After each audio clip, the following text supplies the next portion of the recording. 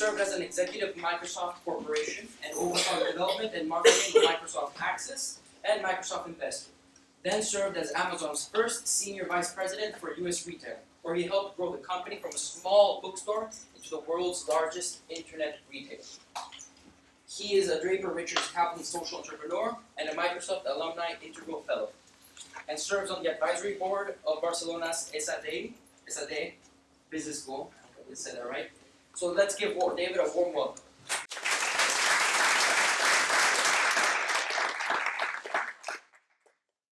Well, hello, everyone. I said hello, everyone. Hello. There we go. There we go. It's great to be here. It's great to be here. Thank you, Melanie. Thank you, Barish. Thank you, Anton. Wonderful to invite me here. At Worldreader, we want to create a world where every child has the books she needs to improve her life. So that's what we're trying to do. And we're using devices that look like this, and we're using devices that look like cell phones, mobile phones. That's what we want to do, because eventually we want to eradicate illiteracy. And so I thought I'd tell you a little bit about the path of how I got there, and actually take us all on kind of two journeys at the same time. So the first journey is one that starts in South America, goes up through Seattle, goes over through Barcelona, and kind of ends up down in Africa. The second journey looks like this, and I'll come back to that in a couple of minutes. So the story that I want to begin with started about 4 years ago, and it's a little hard to see this slide, but what this is a picture of me and my family and in an orphanage in Guayaquil, Ecuador. So my family and I, about 4 years ago, decided to spend the entire year traveling around the world. And we went to China, we went to Vietnam, we went to Australia, we went all over the place. And we were actually our teachers. We were teachers to our own, to our kids. And at the end of the trip, we spent about 2 or 3 weeks, all right, in Ecuador. And in Ecuador, we visited an orphanage. This orphanage is called Perpetuo Socorro, an orphanage there, a girls' orphanage. And we spent the day giving out towels and school supplies and so forth and so on, and working with these girls. And you'll see me in the upper right-hand corner there. That was back when I had more hair than I have today. And my daughters are there as well. My wife is there as well. And then the rest are the girls in the orphanage. And at the end of the day, as we were kind of heading out the door, I looked and I saw across the way a building with a big padlock on it. I asked the woman who ran the orphanage, what's going on? And she said, well, that is our library. And I said, well, why is it all locked up? And she said, well, here's how it goes. The books in the library take forever to get here. Right? They come by ship. They take months and months to get here. Sometimes by the time they arrive, they're not really even the books we wanted anymore. Sometimes they were never the books we really wanted. You know, it's the Encyclopedia Britannica from 1972. You know, these types of things, the sorts of books that nobody else wanted. And so they come and they arrive and they get put in this room, and then the kids read them. And now they're done. You know, the kids have read all the books in the library that they're interested in. And so I said, well, okay, that's sort of an interesting story. Can I have a look inside? And she looked at me and she said, David, I think I may have lost the key. So this for me was kind of a big moment, because you have to understand, when I was growing up, the only way I really had of exploring the world was through books. You know, my mom, I grew up in Maryland. My mom in Bethesda, Maryland would drop me off you know, on Sunday morning or Saturday morning when she'd go to the grocery store. She'd drop my brother and me off at the library, and she'd head off to Giant Foods. And we'd come home with a big old stack of books, and that's what we did every single weekend. We would read the books, and we'd come back, and then we'd read them again. You know, read the next set the next week. And so that was kind of my life growing up. And in fact, you know, as I sort of look back through my life, you know, I was a comparative literature major in college. I'll tell you about how I left Microsoft in a second, but I went to join this tiny little company called Amazon, which was at the time was just a bookstore. So books had sort of been this theme of my life. And I'm thinking to myself, this is crazy. Like, we don't need to live in a world anymore where you have to cut trees down and pulp them up and turn them into paper and ship those things halfway around the world and then put them in a room. Like, that's nuts. That's the old way, and that way worked for 600 years. But today, you know, anywhere you can get a cell phone call, you should be able to get a book So that was kind of the thought that began to occur to me as I'm standing here in this orphanage in Ecuador. But then, I started to go through kind of a deeper thought process of, well, hold on. I've been very lucky in my life. I worked at Microsoft for many years. I worked at Amazon for many years. I can do all sorts of things right now. Do I want to dedicate my life to really trying to solve this problem?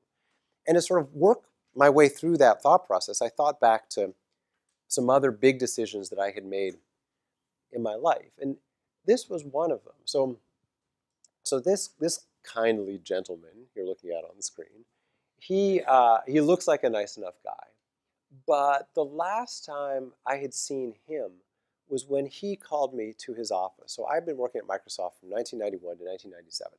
And in 1996, I got a phone call from this crazy guy named Jeff Bezos, and we sort of got to know each other. And Jeff said, you know what, I think it'd be a good idea, David, for you to come and apply for a job here at Amazon. And so I applied for a job, and I got a job as the vice president of marketing. And so I went into Bill Gates' office, and I said, Bill called me up, actually. He said, David, I need you to come to my office right now. I said, okay. And so I went to his office, and he said, look, David, you mean to tell me you are going to leave Microsoft, you are going to go work for some tiny little internet bookstore that no one has ever heard of. This is in 1996. That has got to be one of the stupidest decisions I have ever heard in my entire life. And I'm like, whoa. But I realized it was what I needed to do. This was, as I say, back in 96. I had done my work at Microsoft for many years, and books were sort of my thing. And the idea of running a bookstore was incredibly appealing. And so I realized as I sort of started to think back, I have made hard decisions in the past. And frankly, I've often taken the path towards books. And I can't exactly explain why. And so then I thought more deeply about it. And I realized, well, hold on, I actually do know the reason why. This was my mother, and there I am when I was 4 years old. And this was my childhood growing up. I mean, I literally would walk to school reading books, and my neighbors would call my mom and say, look, your son is going to get run over, right? And so the reason I'm kind of dwelling on this is because the world of social enterprise is not easy. The problems we solve are big. And so you really need to tap into something that's very, very deep in yourself in order to jump out of bed in the morning and to be excited about attacking these big, big, big problems. So I went through this thought process, and I realized that, I've got some skills that I accumulated at Microsoft. I got some skills I accumulated at Amazon. I mean, when I joined Amazon, it was a tiny little company, $16 million in sales, $15.8 million in sales, actually. So its first full year of operation in 1996. Jeff Bezos' vision was and is, I want to create the place where you can find and discover anything you want to buy online. That's $1 billion vision, right? And he said to me, David, look, if we do this right, we might be $1 billion in sales by the year 2000, which sounded like a crazy and audacious thing, but we got to $1 billion and far beyond by the time I left. So I had some skills and some things I'd learned in that journey. And then I had some real passion around books and around getting books into kids' hands. And so I thought, okay, this is in fact what I really want to dedicate my life to now.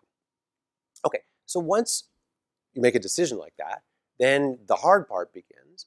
Well, okay, that was hard. But then the next hard part begins, which is, well, what am I going to do? Like, how am I going to actually get this thing done? And really one of the first things I did is I called up some old friends at Amazon. So the people who ran the Kindle store, one thing I neglected to mention is that my two daughters were reading. We had been spending all this time traveling, and each of them had a Kindle to read sort of the school books and the books as we were reading along. So I knew quite a lot about this product. And in fact, I also knew the guy who runs the Kindle store, a guy named Steve Kessel, who in fact graduated from GSB some 15 years ago. Anyway, I had recruited him into Amazon years ago. And so I called Steve, and I said, look, Steve, I've got this idea, and this idea is let's stop shipping physical books to the developing world, because that kind of isn't really working. The infrastructure is bad, the roads are bad. There's a reason why, entire countries like India have decided, look, I'm going to base my economy on a service economy, not a physical goods economy, because the service economy's infrastructure is a lot lighter weight, and I can actually, therefore, play in the world economy. So that fact is going to be replicated over and over again in the developing world. You've got poor infrastructure, but the digital world, it's a lot easier to move bits around the world than atoms, and so the digital world is going to become even more important in the developing world than it is in the developed world. Let's figure out a way to get books into kids' hands using the same kind of sea change. So I said, Steve, can you donate some Kindles to me to get started? And I want to start in Africa because at the time I was living in Europe and I was close to Africa and all sorts of reasons. I'll come to that afterwards if you're interested. But he said, David, here's the problem. I don't really have a line item in my budget called, send a bunch of free Kindles to David so he can start this thing called Worldreader. But we went back and forth on it, and after a couple of months, he said, okay, we can find about 30 Kindles to get you guys started, just to sort of, kind of see whether this thing goes anywhere. And then you're going to have to start buying them. I said, I understand that. And we'll come back to that theme too. In fact, if you have questions about that, I'd love to answer them about sort of how nonprofits and for-profits can work together. Anyway, that was sort of step one. Step two involved doing some research. And I found that in sub-Saharan Africa alone, there are 200 million kids who have no books. And really, I mean no books. I'm talking about waking up every morning and living in a house where there is literally not a single book, or maybe there's a Bible, or maybe there's a Quran, and probably not much else. And then going to school, in a school with textbooks that you have to share, one to every 40 or 50 people. So effectively living in a world with no books at all. So, okay, now I've got some skills, I've got some passion, I've got a little bit of knowledge, and now let's sort of pause here and just stare at this, because I also have a problem that I really, really want to solve, which is this problem. So it's one thing to talk about 200 million kids. It's another thing to see one of these children. This is a picture we took in Ghana. She's in a library. The library is a delightful building. It's got shelves, it's got tables, but obviously it's missing one thing. That's the problem we're trying to solve. The way we're going to solve it is digitally. And now let's talk about how we're doing that. So we decided to start in Ghana. This was, a combination of some strategy and frankly a fair amount of luck. I had met a woman who used to run orphanages in Ghana and had decided to turn those buildings over to the government to be used as schools because she sort of pivoted her aid strategy. And so as a result, she had schools which she had kind of developed along with the government and then turned over to the government, and they were now using. And therefore she said, look, come down to Ghana. I can introduce you to, we can do a little pilot here, and I can introduce you to the Minister of Education and so on. So we did. So this is literally the first village we ever did a pilot in. This is in 2010, a village of Ayenya, Ghana. Very, very rudimentary, as you can see. They do have running water, but not much. There's no electricity in the town except for the electricity that runs the cell phone tower. So there is cell phone coverage there. Ghana, like much of sub-Saharan Africa, has roughly 80% cell phone penetration. So, and you can think of that either in population terms or in geography terms. It's about equal. Anyway, so here's Ayenya, Ghana, very, very rudimentary village where we started. And this is the school that we started. It's a primary school. And it is actually a fairly kind of well-appointed school. There's no electricity in the school itself, but the school has access to power through that wind, and there's also some solar as well. And you can see in the background there are actually quite a few books here, which is very unusual, but they have kind of a private donor that's been helping them over the years. But I will tell you that when we first walked into this classroom in Ghana, I picked up one of the books off the shelf, and the first book I picked up was called The History of Utah. And that's, again, part of the problem that we're trying to solve, right? Is that a lot of the books that have made it in the developing world over the years are not the books the kids are going to be interested in, are not the books that are fundamentally going to allow people to change their lives. They're the books that nobody else wanted. And this is just sort of an artifact of, of kind of physical world, shipping. Anyway, so that's the first trial we did. You're literally watching kids here, read their first books on the e-reader, on the Kindle. Honestly, it was very easy for them. Again, with such high cell phone penetration, it's not hard to get kids to pick up a little device and flip pages. That turns out to be very straightforward.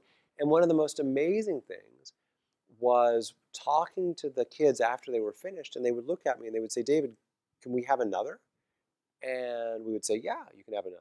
And 60 seconds later, they would be reading the next book in the Curious George series, which is the series that we had on these books.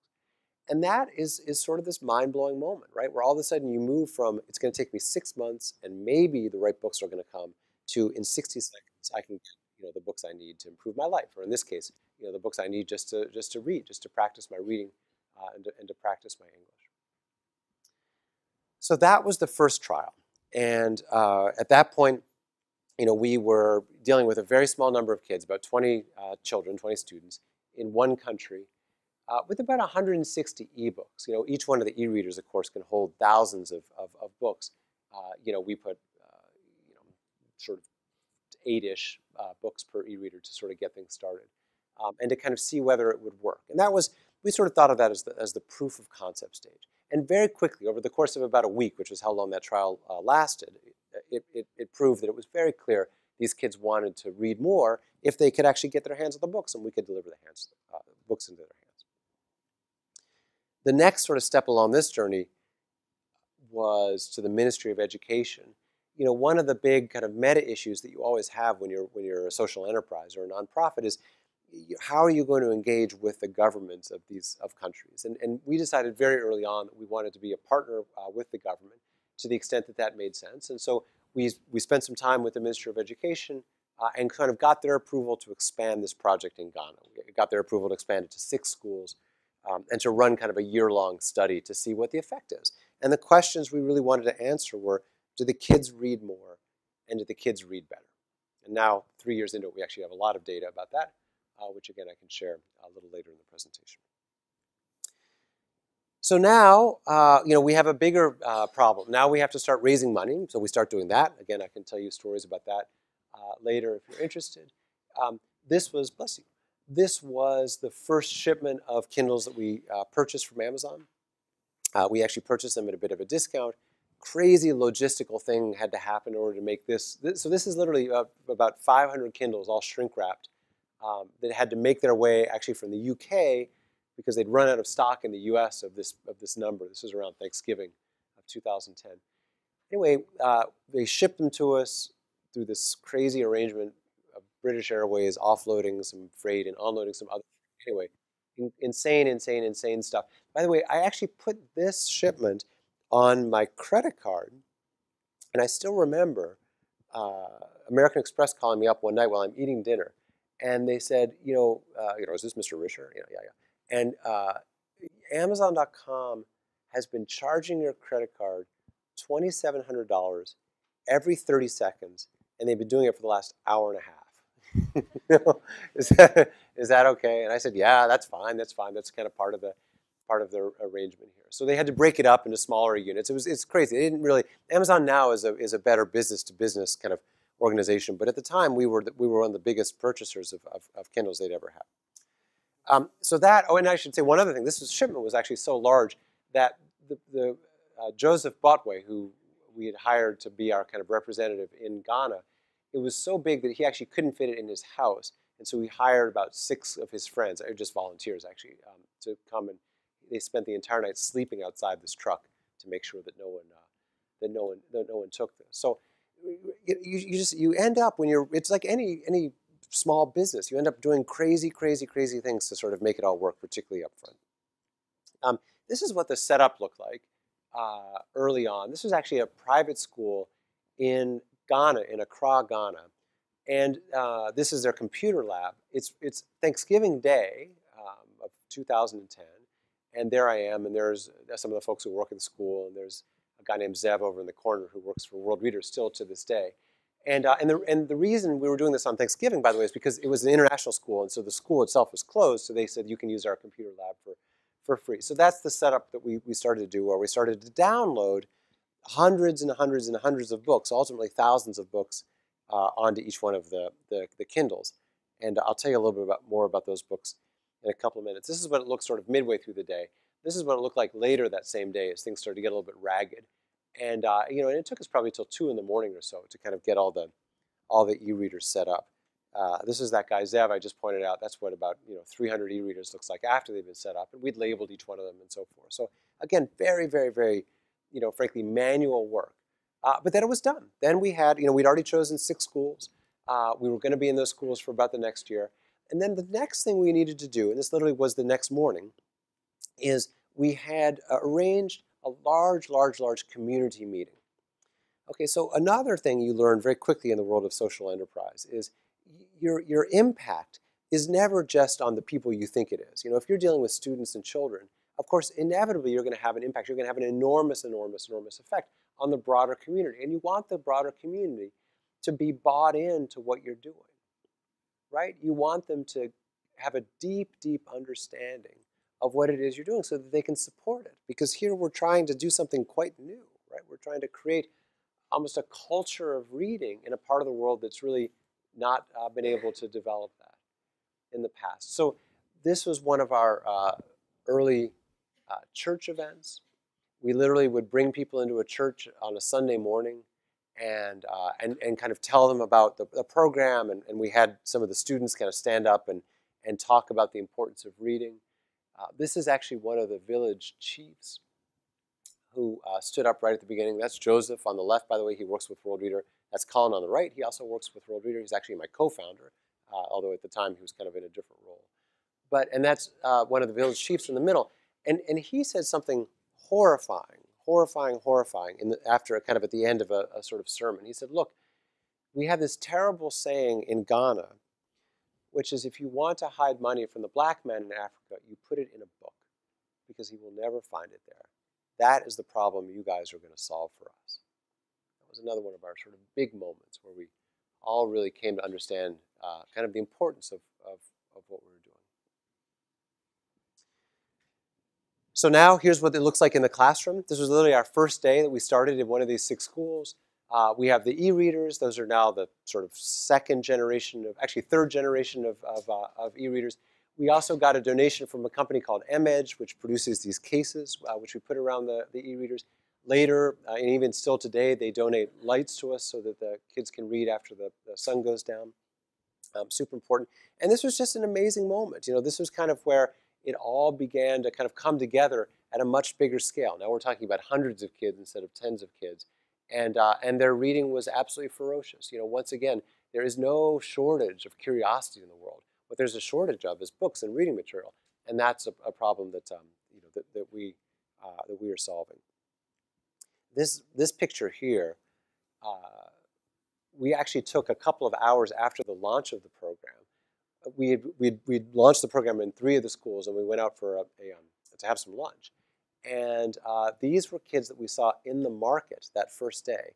So they literally, and we encouraged the teachers to let the kids take their e-readers home with them and read at home. And these were kids who were literally reading with each other. This is a picture that Colin and I took together, reading to each other in a market. And that's the sort of thing, you know, we'll come to sort of metrics and how do we measure success in a couple of minutes. But honestly, at a very personal level, that's the sort of thing that kind of gets all of us out of bed in the morning. So far, the journey has just really been in Ghana, which is where we started. Today, we actually are in 3,600 kids' hands in Ghana. We're also in Kenya. We've expanded it to Uganda as well. This is just over the course of 3 years. Into Rwanda as well, with a partnership project I'll tell you about in a couple of moments.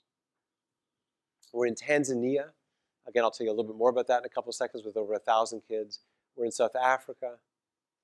We're in Zambia. We're in Zimbabwe. And we just started about 3 weeks ago our newest project in Malawi. So this is scaling. Melanie mentioned this word a little while ago, right? I mean, we start from an idea.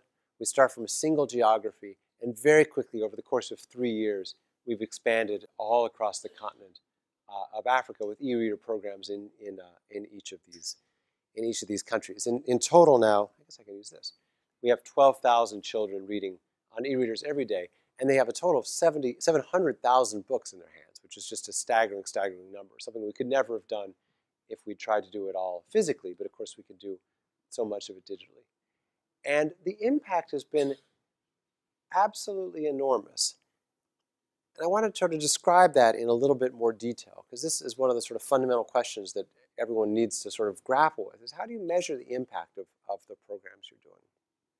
We have now a system, and it's a fairly well-developed system that we've used both in Kenya and in Ghana, called EGRA. That's Early Grade Reading Assessment, where we literally look at the number of sounds, letter sounds, and made-up words, and then real words that a child can read over the course of a minute. And we measure their progress over the course of a school term. And so, for example, one of the little tests we give is we ask children to identify the sound of a letter. So, all right, everyone, take a look at the letter on the screen. What sound does that letter make, please? That's very good. Can you say it again? That's very good. That's exactly it. That's the sound of the letter K. So, by the way, everyone knows how to say K, but funnily enough, it's not always obvious that you can go from the letter K to the sound K. And that's one of the sort of early indicators, when you can do that over all 26 sounds of the alphabet, or 26 letters of the alphabet, that you're going to be a reader. Here's a made-up word. What is this word, please? There we go. Exactly right. So, and these sorts of things. So we've got a string of these little 3-letter words, and we ask the children to read them. And that we use a sort of standard assessment to decide whether they've read them correctly or incorrectly. We mark them off on a little tablet. And that's kind of one of the ways that we assess reading skills. This is one of the measurements we did, actually another organization did on our behalf, that's funded by USAID. And they were, in this case, comparing our program, the e-reader program, to that of the control schools, and then to 2 different tablet-based interventions. And this is literally just measuring the number of properly pronounced words over the course of 60 seconds that children read. These are very young children, by the way.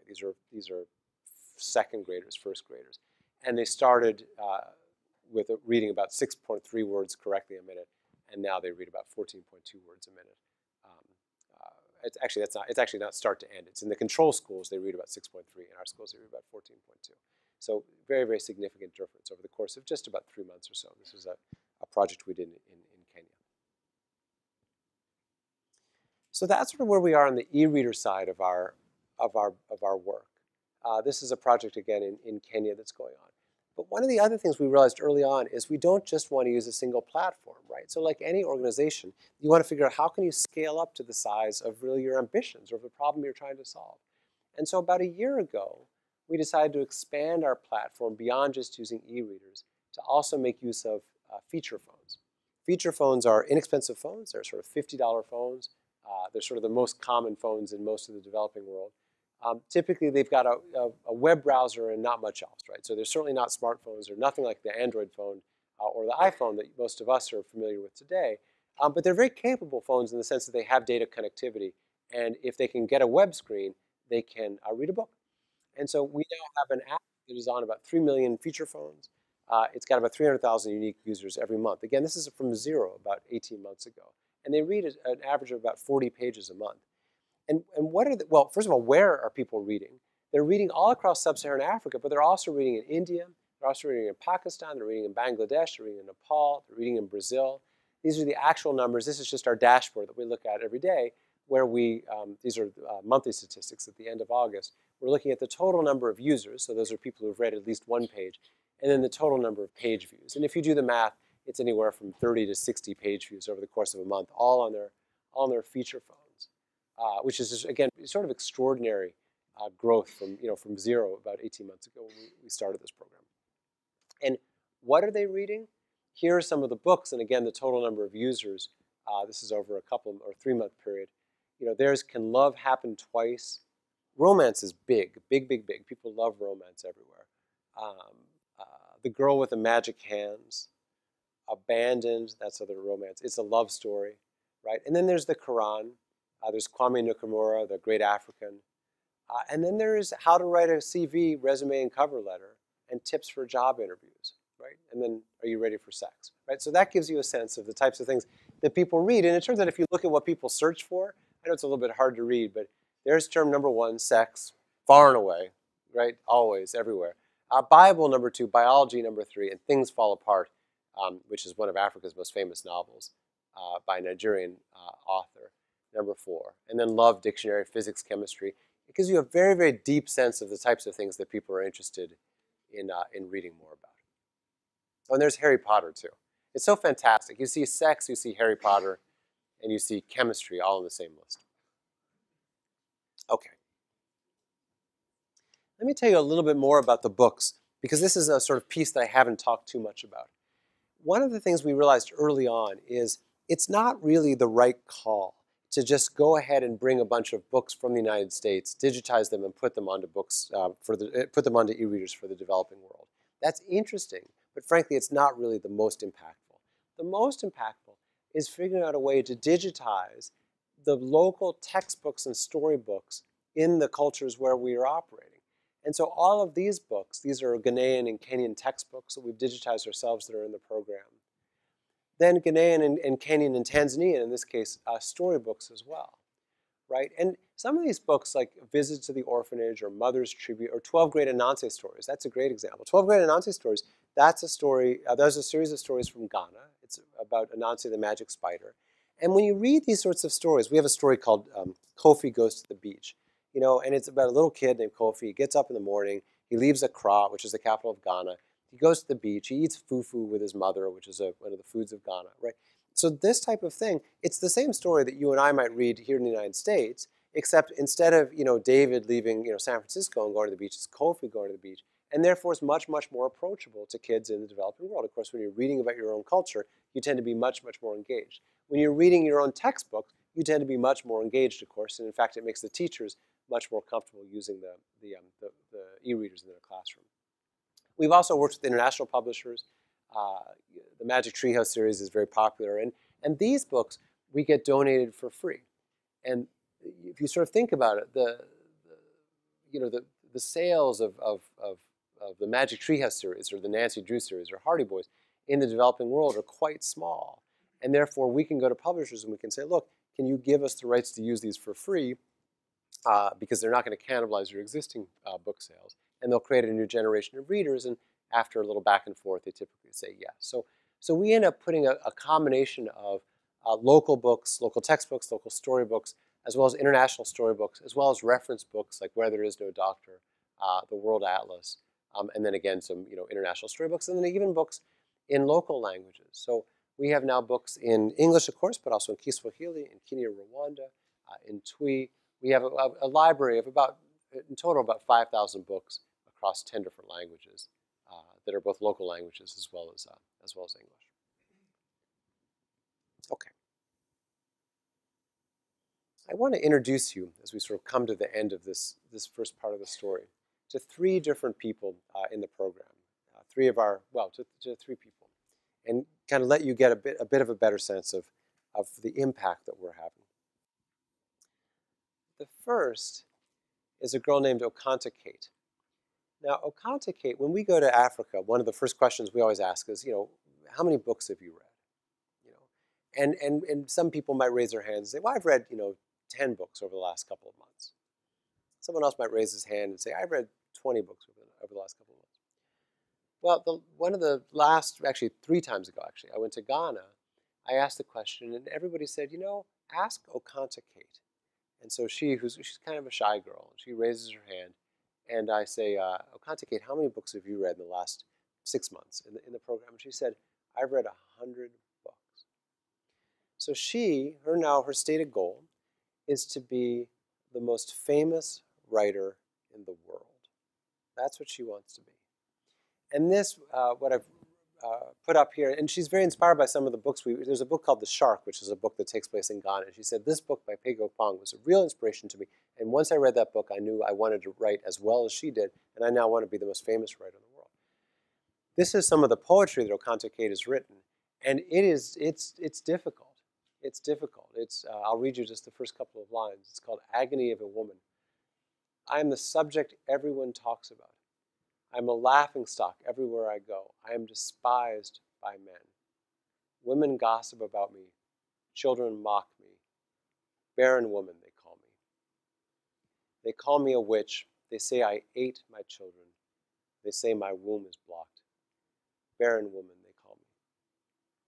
So this is, of course, a story or a poem about a woman who can't have children. And what you realize when you meet girls like this is they are every bit as passionate, every bit as curious as any other child you've ever met.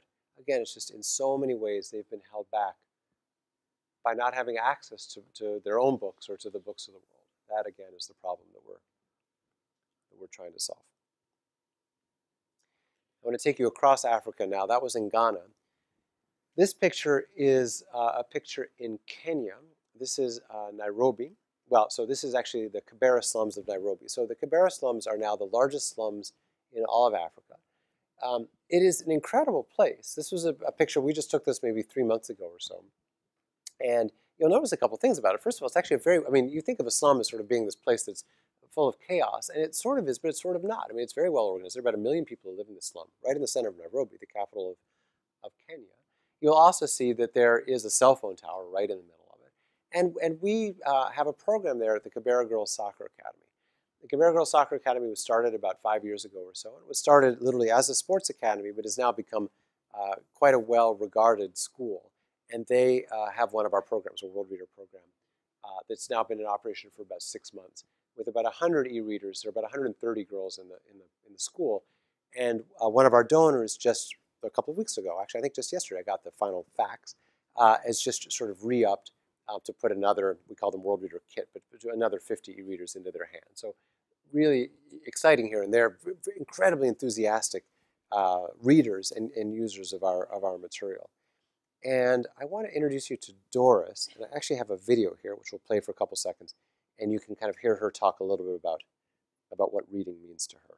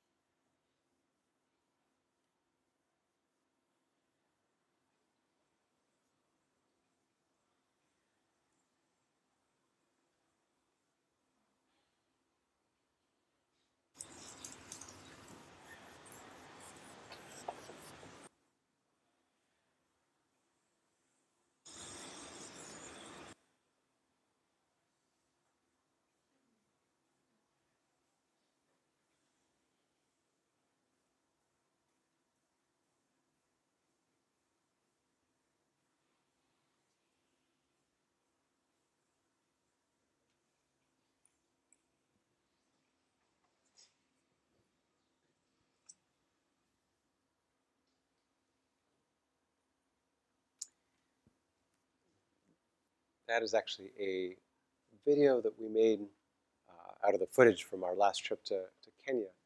And I just found out a couple of days ago, we've been working with the folks at Amazon. They're actually going to put that video on their homepage in about 2 weeks' time, which is very exciting for us. Very exciting for us. That's critical. Last person I want you to meet is the Prime Minister of Tanzania. So at that same trip where we went to Kenya, we launched a program in Tanzania. And that's the Prime Minister Penda. And he, at the end of the day, he helped us launch 2 of our programs there. And at the end of the day, he had this to say. He said, we can afford an e-reader program. What we cannot afford is another generation of illiterate children. And this, of course, it's music to our ears. And it's the sort of really kind of enlightened thinking that so many leaders now in the developing world have, really quite different even from a generation ago. Okay. I said I'd take us on two journeys. The first one, again, one that started in South America, kind of went spiritually through Seattle, through my friends at Amazon, through Europe, where I was living at the time, and into Africa. But the second, and the one I maybe want to leave you with, is a journey from success, and the success that I've been lucky enough to have in my life, to significance, which is, I think, something much deeper and much bigger. And this is the sort of journey that I think at some level all of us want to take in our lives, right? I mean, we all, of course, we want to work hard, we want to do well, and maybe we want to make some money, and we want to be able to pay off our student loans, and then we want to make some more money and buy some stuff, and so on and so forth, start a family, and sort of the journey through life. But at a certain point, you think to yourself, well, hold on, maybe there's something more, and this is kind of the more that I'm really very, very focused on. This guy who we saw before, of course, he's very famously made a transition from being the CEO of a very successful company to doing something different in his life. And what's interesting to me about him, and he's quite an inspiration to me, is I've said before, he was quite skeptical of my leaving Microsoft to go to Amazon, but it's really been kind of quite a path that's worked, this worked out very, very well. And he ended up last year giving an award to Worldreader through the Gates Foundation for our social enterprise. And in fact, just a couple of days ago, we found that we've just, after a grant application, just received a grant from the Bill and Melinda Gates Foundation to start working in libraries in Kenya, which we're very, very pleased about. And it's nice to see this kind of come full circle, and nice to be able to be working with Bill again. So I will finish up really just with one last picture. And this is a picture of one of the girls. Her name is Namayak in our program. She's in Kenya. And what I love about this picture and what it symbolizes for me is the fact that she is reading to her elders. I grew up with my mother reading to me, and of course I read to my own children, or at least I did when they were younger. Much of the generation in the developing world, frankly, their parents can't read to them. Their parents are not literate, but this next generation can be literate. This is what we can do for this next generation of children, is that they can have the books they need to improve their lives and really make the world a better place. So I was asked to speak for about 45 minutes. I'm just a couple of minutes over. But I will finish here. I will take a little pause. I will put that up there so you can continue to follow us. And I'll say thank you to all of you. And now let's open it up for questions and comments. But thank you so much for your attention.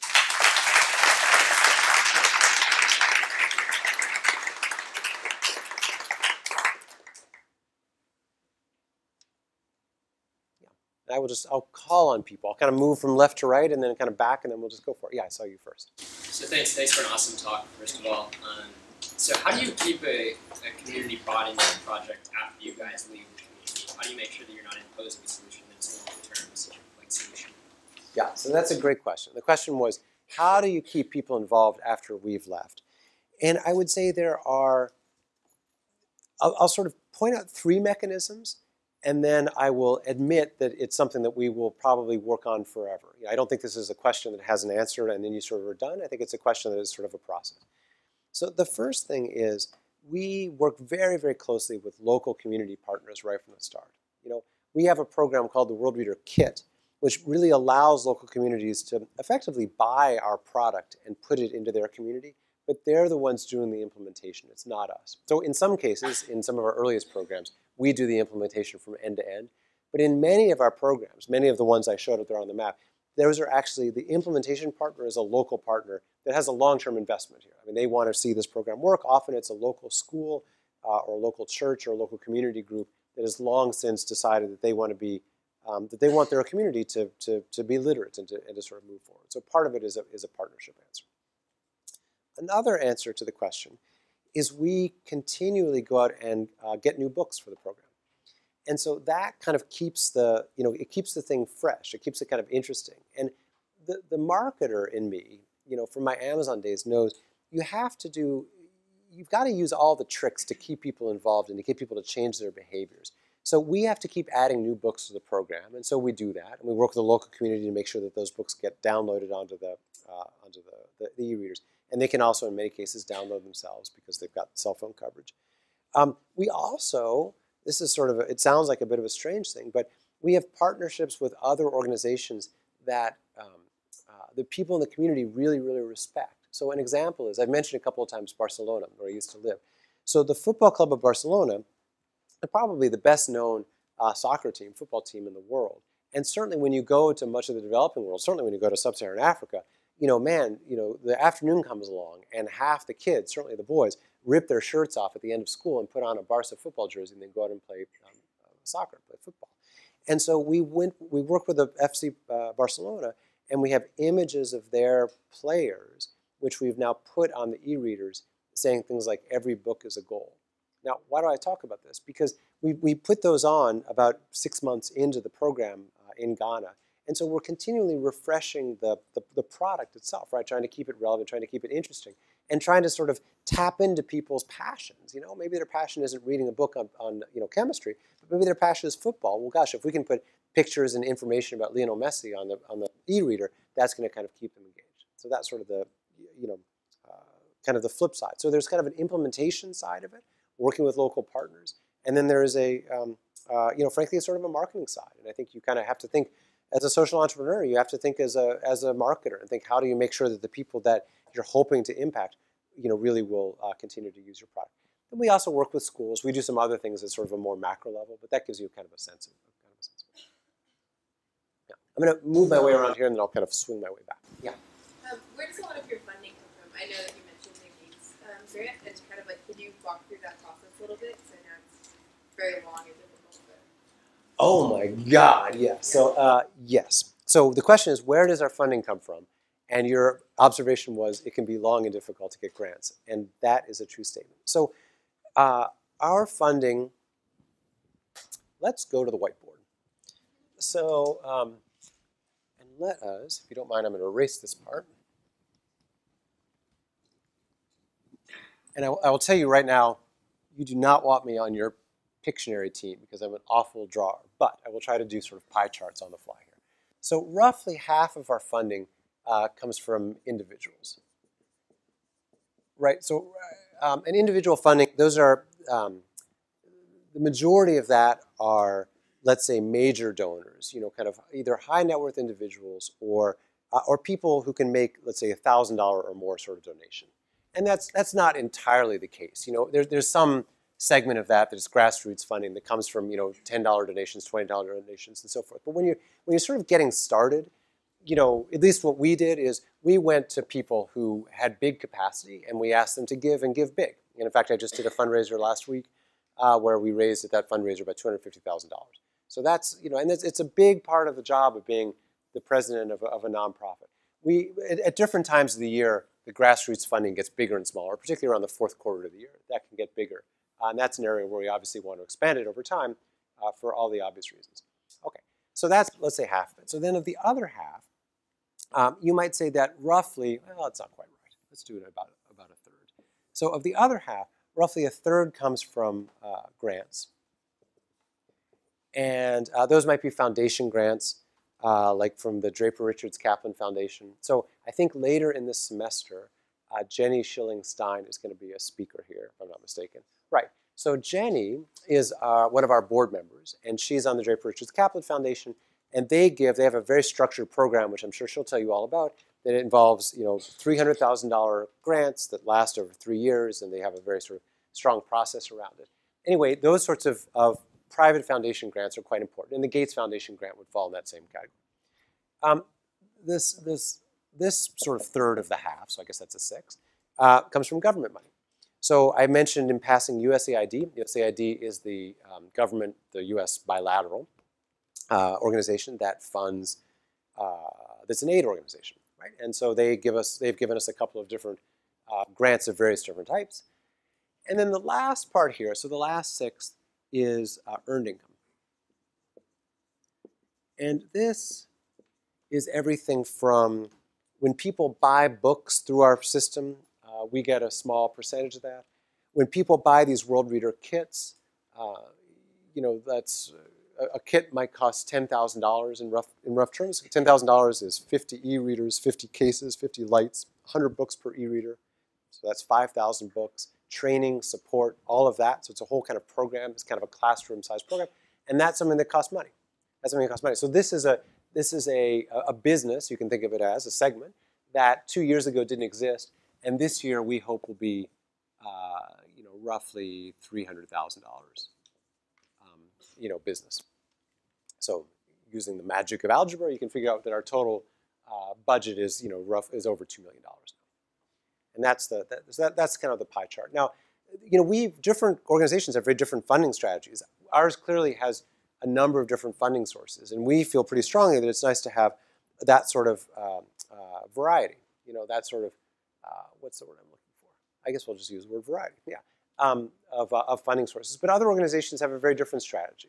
They have a much more sort of monolithic strategy where they go very much only after individual donors, or maybe very much only after grant funding. But usually over time, you kind of have to have a sort of a multiplicity of funders because frankly, some of them grow. Others, grants are something that they do take a long time to come in. And so it's nice to have, kind of a baseline sort of business that you can kind of rely on a little bit more. And over time, last thing I'll say about this, I would love to create, I'd love our organization to become roughly 50-50 donor funded and revenue funded. That's sort of roughly where we want to be, but that's going to be, 5 years out or maybe more. Yeah. Wait. So I kind of like a three-part question. Okay. So, are there villages in Africa where they don't have access to electricity, and where kindle would be the most technologically advanced and most expensive item that is in the village? And if so, how would you expand to those areas? And also, once you expand, how would you address security concerns or electricity concerns? Great questions. So the question is, are there places that don't have the electrical infrastructure? And then, if so, how do we expand into that? And what are some of the implications for security and so forth? So certainly there are, no doubt at all. Although I will tell you that the cell phone wave is, I won't say it's eliminating that problem, but it sure is addressing that problem. I mean, there's so many parts of the world, even the most remote, crazy parts of the world, 12,000 feet up in La Paz, Bolivia, where you'll see some dude with his motorcycle literally hooking up 5 different cell phones and charging them for a couple of hours, one afternoon. So access to reliable power is a problem. Access to intermittent power is less of a problem. And luckily, these e-readers only take, you can charge them for an hour and they'll last for a month. It's one of the reasons why this type of technology is actually quite well adapted for the developing world. Having said that, there are certainly plenty of parts of the world that don't have good access to power. And so what are we doing about that? We've got a whole solar initiative that's going. And actually one of the most amazing pieces of email I've gotten over the last couple of months, you talk about your highs and lows. This was a high, was from one of our donors who said, David, I was just reading a brochure about some solar stuff, and would you guys like some funding? She didn't quite say it this way, but this is how I interpret it anyway. Would you guys like some funding to explore an integrated solar solution that would work well with your e-readers? And we said, yeah, of course we would love that. And we're going back and forth with it to define what that would look like. But we have cases. In fact, sometimes I carry one around. I don't think I have one with me. But it's literally a case that goes right on the e-reader that's solar powered. You stick it in the sun, and it just keeps the thing charged. It has a little battery in it.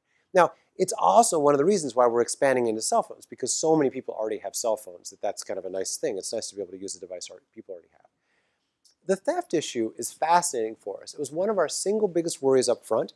And we have now been running we have, as I say, 12,000 kids using e-readers. And honestly, our theft rate is like at the 1% level. We have in Kenya, for example, where we've now been for about 6 months with a fairly large-scale project of about 1,000 e-readers there. We've lost like 3 to theft. It's really interesting. I mean, even in Kibera, one of the biggest slums in the world, and people said, gosh, I would have never thought that this would be as successful here as it's been. Theft hasn't been a problem. And we don't really know. I mean, one of the things that people have said to us is thieves don't steal education. Okay, that's nice if that's true. Another thing people have said is, frankly, these things don't have a very high resale value. They're not as sort of alluring or as attractive as an iPod might be, or an iPad certainly. But so far, it's been one of the things we've been worried about a lot, but just haven't seen come. It doesn't mean it will never be a problem, but so far it hasn't been a big issue. But we track it very closely. Very, very closely.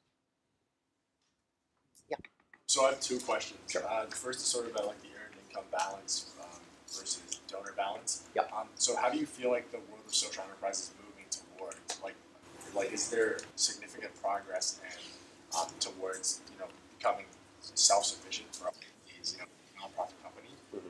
And the second question is about for social enterprises balancing marketing versus like the product development, because for traditional tech companies, generally products is like really the only thing that really matters. Yeah. But like obviously in social enterprise, marketing matters a lot as well, and PR. So how do you balance those? Yeah, both really good questions. On the first question about what are sort of the trends of earned income versus donor funded?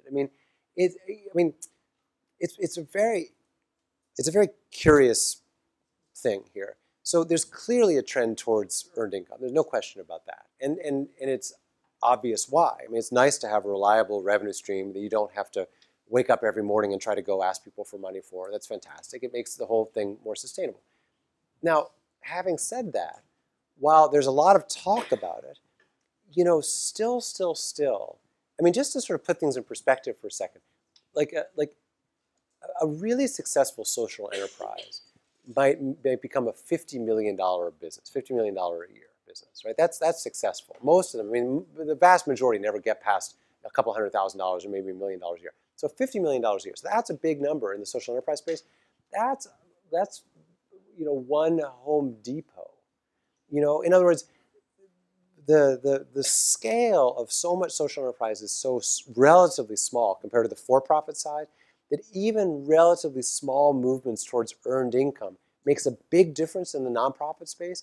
But I don't think anyone can really say anyone's really cracked the code on it on a massive scale. And the big nonprofits, and I'm talking about the big guys, Save the Children or UNICEF or CARE or whatever, these are all, almost all donor funded.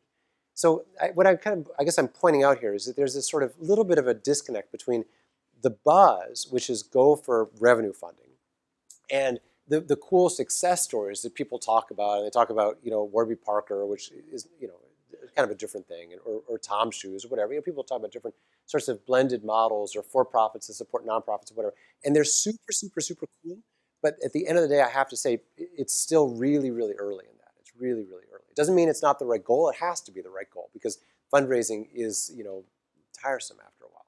But it's not. I think that's an area where someone in this room might crack the code, because it really hasn't been cracked yet.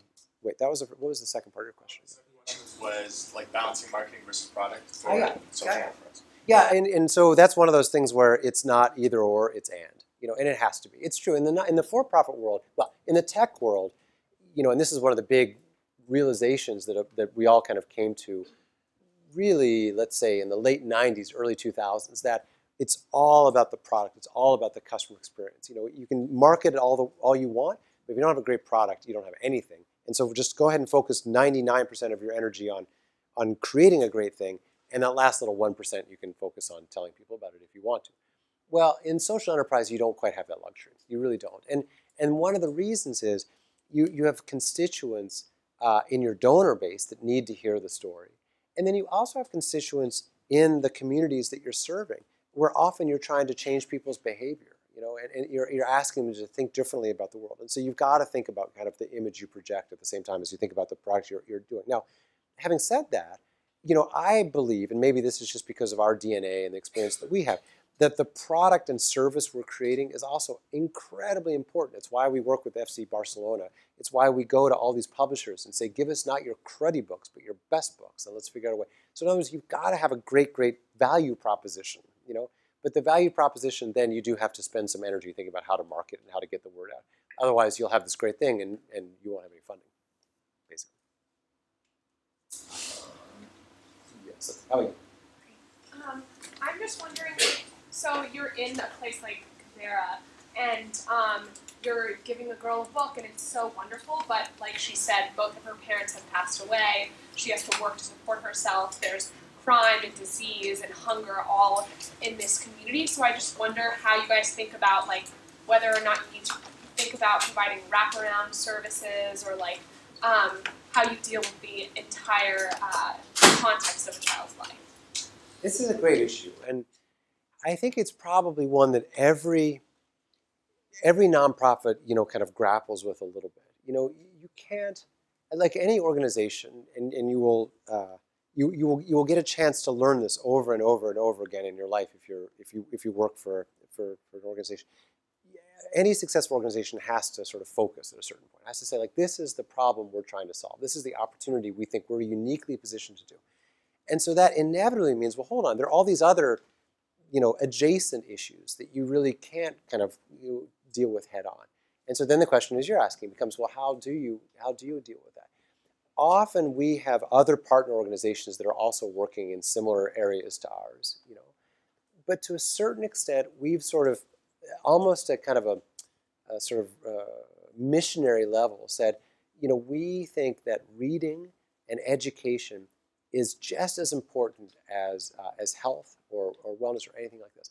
And so we're going to really focus. That's why we're primarily focused in schools and libraries where there is a bit of typically infrastructure around health or around nutrition or other sorts of things. And we've kind of said, what, for our own efficacy and focus, we kind of have to focus on our thing, which is books and education, and sort of partner with / let other organizations kind of help with other parts of the puzzle. Now, I'll say one last thing there, which is that one of the early realizations we had is that we should not, no matter how much I love the Hardy Boys as a kid, and I did, where there is no doctor is incredibly important as well. And so some of the medical books and other sort of information we put on our program is critically important for these communities. And so, but I don't want to say that we're sort of pretending to be a kind of a health or sort of it is a bit of a different thing. It's just that we recognize that we have to be part of that bigger context. In this slide with the map and your coverage, Yep. There were, I think, different models, same individual's library. Yeah. It might, if it's not too much detail, can you briefly outline what are the different models and what are the pros and cons of those models? Sure. So when we first started, our model was one e-reader per child in the classroom. And we wanted to go down that path because we thought it would have the biggest impact. And it was, frankly, it was sort of the gold standard. But we quickly realized, hold on, you have to be, and here this is a line from Jeff Bezos, you've got to be firm on the strategy, but you've got to be flexible on the details. If you let the details kind of obsess you, or become obsessed by the details, then you will never make any progress. And so we quickly realized that in some classroom settings and in some community settings, it was much more efficient for kids either to share e-readers. It was much more cost effective.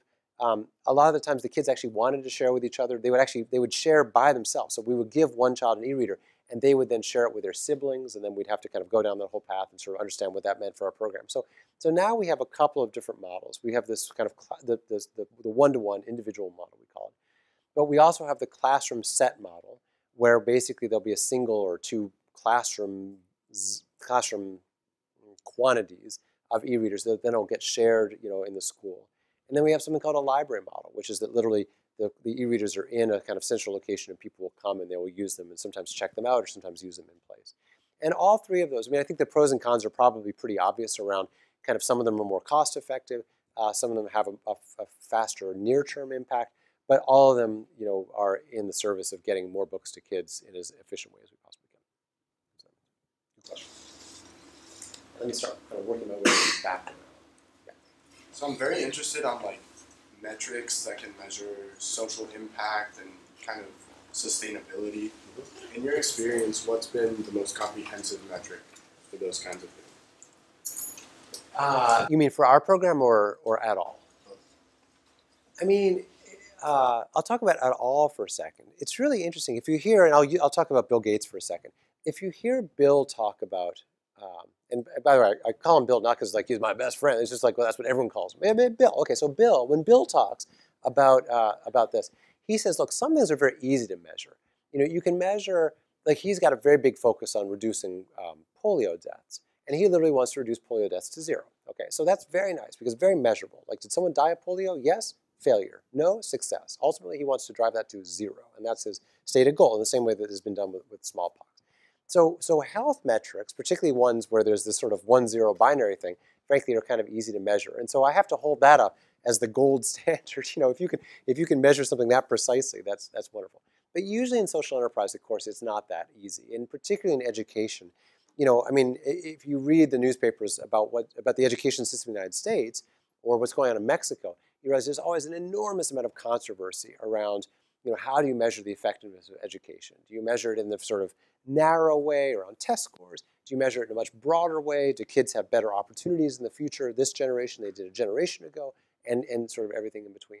We've sort of taken kind of a middle ground. We measure these, what we call leading indicators. We measure things like how many sentences, how many letters a minute can you properly decode, how many words a minute, what is your reading comprehension level. So we measure these sort of proximate, near-term leading indicators, which over time have been well correlated with more success in reading, which over time has also been correlated with higher GDP per capita. I mean, it's crazy. If you look at, you can look at these sort of graphs that kind of look like this, and they chart, percent literacy rate versus, GDP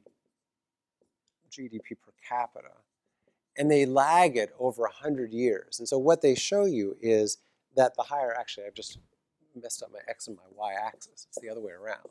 Because what they show is that the higher the literacy rate today, or let's say 100 years ago, the higher the GDP per capita is today, right? So there's a very clear correlation between those two things. But those, measuring things like literacy rates, take typically a very, very long time to measure.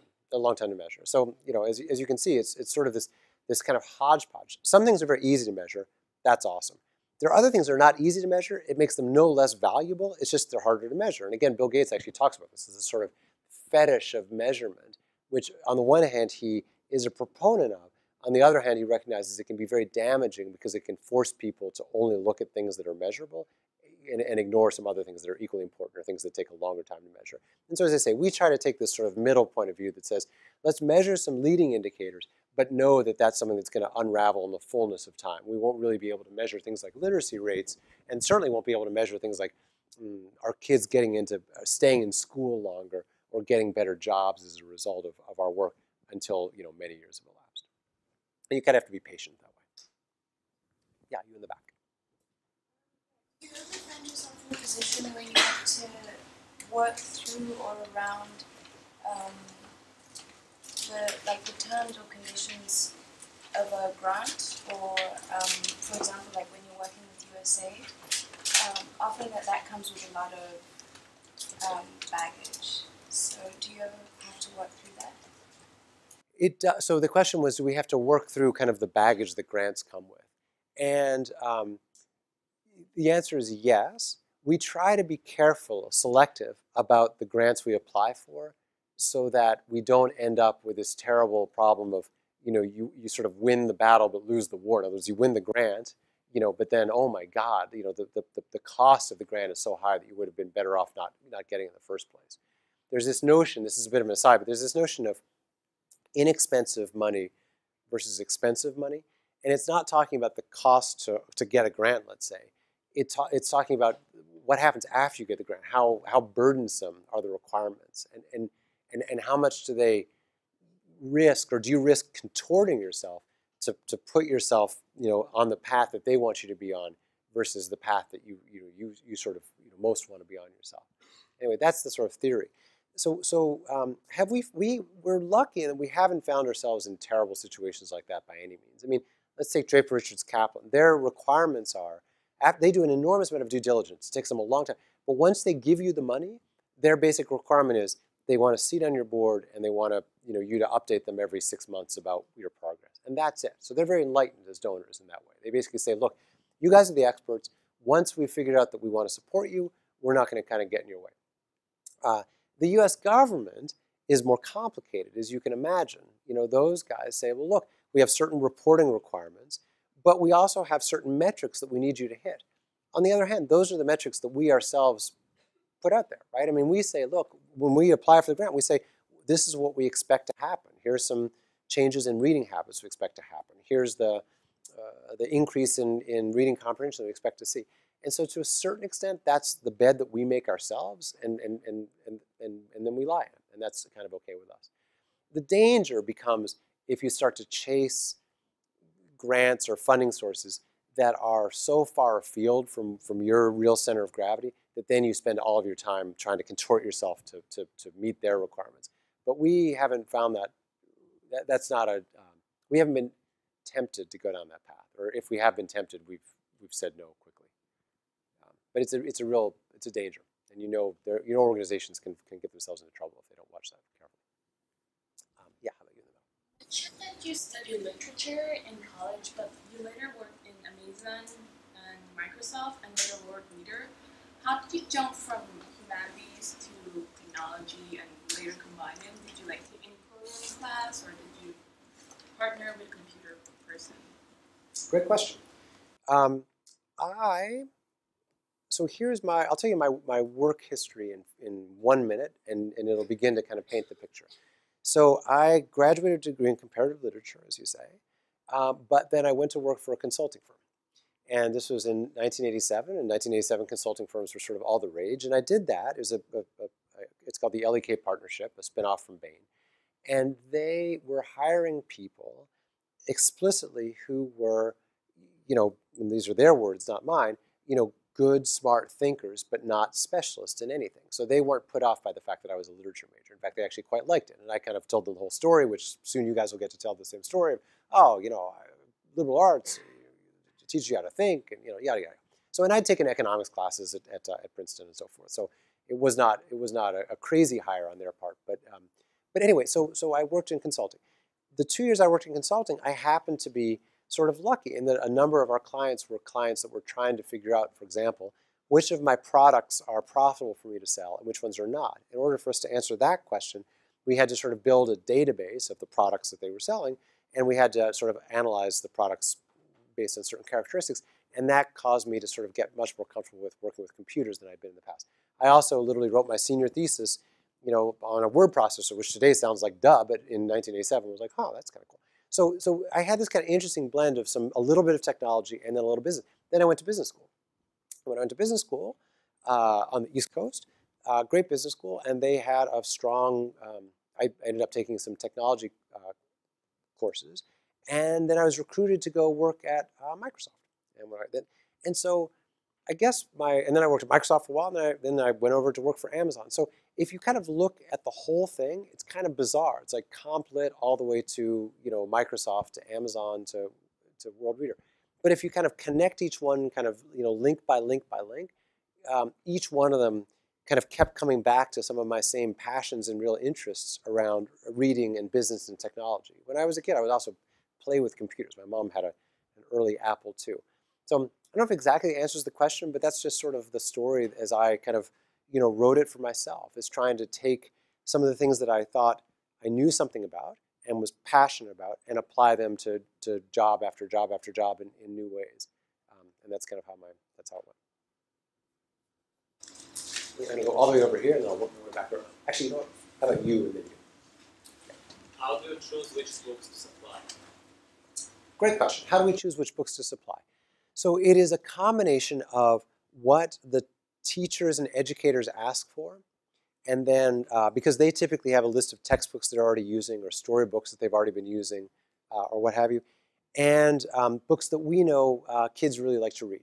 And we have a list. We actually have a whole sort of online database you can go into, and you can see it's, as I say, about 5,000. In fact, you can even see, I'll give you a sense of it right now. This is not the whole list by any means, but it's at least a quick and easy way to let me see. If I move this over here, will that work? Ta-da! All right, this is going to be interesting. Okay, so there is Amazon. So if you go to Amazon and you type in Worldreader, yeah, so that's 1,179 results. So these are all books. There's a Kenyan book, Beneath the Rainbow. There's the Canoe Story by Mishek Asari. This is a book, and honestly, I couldn't even tell you what language that's in. This is a book by, that's a book that was donated to us. This is a book in Kiswahili. Selections of Six, that's another African book. The Girl with the Magic Hands, that's from Ghana, Fine Boys. So these are literally all books, My First Time, Stories of Sex and Sexuality from Women Like You, right? So these are all West African folks, these are all books that we've digitized ourselves. So we present these books, as well as many more that are not on Amazon, to our partners, and we say, basically, you pick, but here's some recommendations. And then we've leveled all the books, so we show what grade level they're appropriate for, and obviously what language they're in, what country they're from, and so forth. So it's kind of a blend. I mean, partnership. One of the ways that we've grown fairly large, fairly quickly, is we've been pretty aggressive partners with publishers and with other organizations that have let us expand our library quickly. And in this case, we let other people really help choose what those books are. And then, yeah. Said about going from success to significance, and I was wondering if giving back was always part of your game plan, or if you just found yourself fortunate enough to be in a position where you could really make a difference. That is a very good question. Has giving back always been part of my game plan? No, honestly. I mean, I would say the honest answer to that is I've loved what I've done at every stage of the game. And at a certain point, I sort of woke up and said, okay, I've done those things for a while. Now I want to try something really quite different. And it actually, when we were living in Barcelona, I was president of the school board that my kids went to, the school that my children went to. And before that was on a school board in Seattle of a new independent school that served underprivileged children. And so this was not the first kind of nonprofit thing I did. I sort of stepped into it by being on a board and then being president of a nonprofit board. And I'm on some other nonprofit boards. So I think it probably would have been too big a step maybe to do all at once. But over time, you just begin to realize, gosh, the world is a big and interesting place, and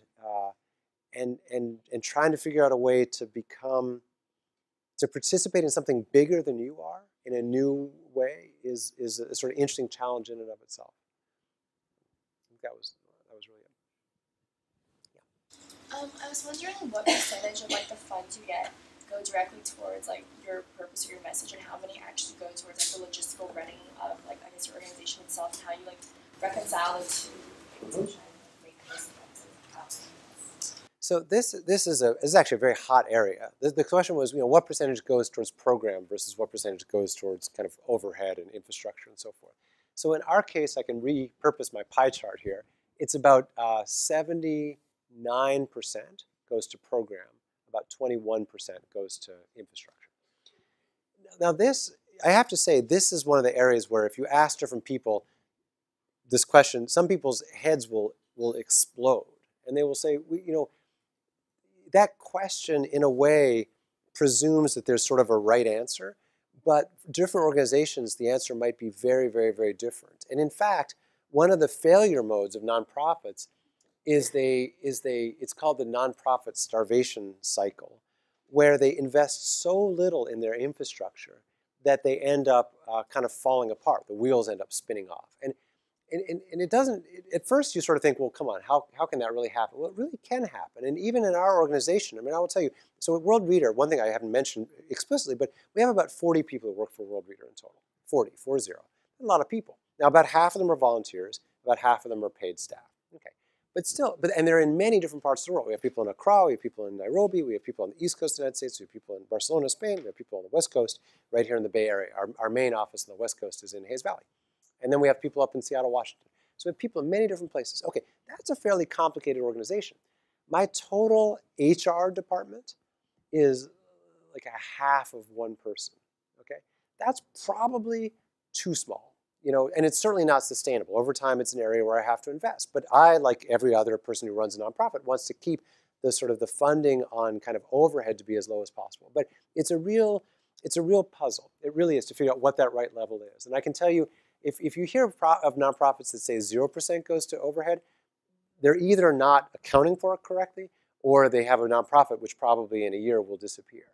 The Gates Foundation, when I asked those guys, tell me what distinguishes the nonprofits, the social enterprises that you expect to be around 25 years from now versus the ones that you don't expect to be around. They say it's the ones that invest in their infrastructure that we really expect to be around for the long term. So anyway, I answer this question in this way to sort of suggest like if it were 100% overhead, that probably doesn't sound very good. Like I don't think that's a very good nonprofit. But if it's 0%, that's probably not it either. And somewhere in the sort of 15 to 30%, you can easily make an argument for anywhere in between, depending on the stage of growth and the stage of life there are. And you sort of have to dig kind of one level deeper to kind of understand what that means. So good question, really, really important issue. Listen, I'm realizing it's 5 of 6, which means I probably have time for, I will take 2 more questions. So who are the people whose questions are burning the, how can I even choose? I can't choose, so I'm going to randomly pick you there. Yes. Oh. So, for the individual section of my team, yeah.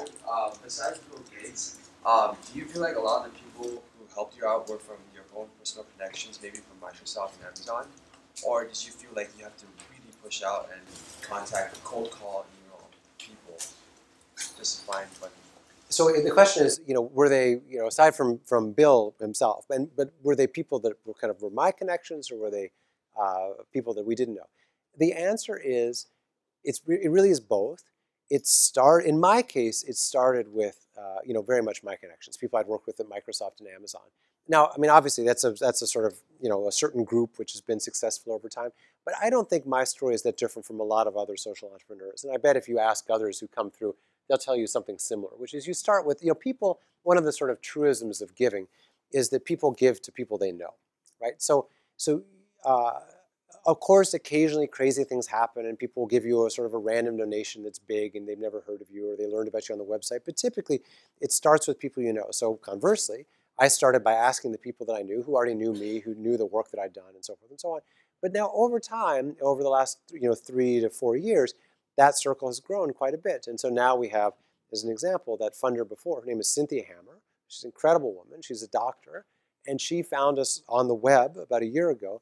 And she made an unsolicited, very large $100,000 donation to us a year ago without ever having met any of us. We've subsequently met her, and now I know her fairly well. And now she's the woman who's interested in helping us do solar and so forth. But it is sort of this concentric circle where you start with the people you know, and then you tell your story a bit, and you ask people to introduce your organization to other people that they know, and then sometimes you're also just lucky, and you have to do some of it all. Oh yeah, yeah. And that's about, obviously you have great talent around the room here and enthusiasm. Would you happen to have jobs, internships, or researchers, or any need for some of the resources here in front of you? I'm glad you asked that question, Mel. Yeah, the answer is absolutely. And then I will take one last question. We started an internship program last year over the summer. It was actually I think we had one intern from Wellesley. She is now working for us full time after she graduated. This past summer, we had one other woman working for us she's a Tulane undergrad, and now she's back at Tulane. She's actually a senior this year, and she did social enterprise work. So we have, frankly, it's a fairly informal internship program, but that is, if that's of interest, then you can certainly contact me. That's really for the summer. During the school year, though, there are a couple of areas where, where we'd love some help. And some of them are on, I'll give you a couple of examples, sort of analysis of cost structures. So one of the questions that we often get asked and we kind of grapple with is, what is the cost of your program versus other interventions, paper-based interventions and so forth? I would love some analytical help answering that question. I think it's a super interesting question. Of course, we have some data on it. We've done some research on it ourselves. But having someone or a group of people who really can sort of roll up their sleeves and kind of look at some of the other models out there and kind of understand the economics, super, super, super interesting. The data visualization side of things, you asked me, who asked me about marketing versus, right, exactly. So one of the pieces of marketing we do, and it sounds kind of funny to think of this as marketing, but we do a fair amount of research, and then we try to share our research about the impact we're having. And frankly, I give us a sort of B+ in our data visualization, sort of the Edwin Tufte, how can you take large data sets of kids' progress in school and make them interesting and approachable to both sophisticated and unsophisticated people. So I have this project in my head around a data visualization group that looks at our data, at our impact data, and says, you know what, Worldreader, here are 5 better ways to show your impact than the bar charts that you're using, this sort of thing. Last answer to that question might be, we've just started a program called Worldreader Chapters. Worldreader Chapters, one of the most consistent requests we get, and it's often from school groups, sometimes undergraduate school groups, sometimes business school groups, sometimes even high school groups and even younger, is can we start a student club that raises money for one of your programs and then helps support a Worldreader kit, basically, in one of the schools so that we can kind of see end-to-end the whole process, everything from the fundraising piece all the way to literally boxing the e-readers up and sending them to, and putting the books on it and then sending them to Africa and then seeing what the impact is and kind of being able to try to track that. I've mentioned a couple times I have 2 daughters. I will tell you my own daughter a couple of weeks ago, she's in high school still, she just started a Worldreader club at her school last week. She has 38 kids in that club and they are raising money for a Worldreader kit, and she, in fact, just today had a bake sale for it and is going to do that. So that's at the sort of the high school level, but it can be done at the college level. And so if you're interested in starting a Worldreader chapter, gosh, I would love that. I think it's an incredibly interesting way to sort of roll up your sleeves, raise money, of course, because that's, frankly, we need that, but also kind of see it end to end. And the person who heads that program up is named Susan, and her address is susan@worldreader.org, and I am David at worldreader.org. I get an enormous amount of email, so I will tell you right now, if you send me email and I don't respond, it's just because I get a lot of email, but please do it again. All right, listen, I promise to answer one last question, and I will raise whoever has his or her hand raised the highest. you, just because you're sitting higher. It's not fair, I know. So my question is, or there are kind of 2 questions. The first is, have you considered like an update cycle for the technology as it ages? And then tying along with that, the Kindle in specific has gained a lot of new capabilities in the last few years. And have you considered creating like educational peripherals or curricula associated with these textbooks you make available that use like the internet or the apps that are available? We absolutely, I'll answer the second half of the question, and the first half, let's talk about that afterwards. And then anyone else who has a question, I'm happy to be around as long as you want and answer questions. The answer to the second question really is yes. And in fact, even today, we've started to take advantage of some of the interactive capabilities. You can do basic flashcards and so forth on Kindles. And we've got some publishers that have given us their material, and we've kind of worked with them to sort of up their game a little bit. In the long term, we want to eradicate illiteracy. That's what we want to do. And so we want to use all the tools at our disposal. And we have this vision, and this is going to be many years down the road, where someday we're going to have a lot of information about how these devices get used in the developing world. And we sort of want to work with somebody who wants to create the Worldreader version of this device and kind of bake in a lot of the capabilities that we've learned about over the last bunch of years. We're still sort of super early days there, so right now we're kind of experimenting in that and doing, as I say, simple things with flashcards and other educational tools. These aren't incredibly powerful. It's one of the reasons they last for a month on a single charge. But they get, as you say, they get better all the time. You all, thank you so much for all your interest, all your questions. I really appreciate it. Yeah, of course.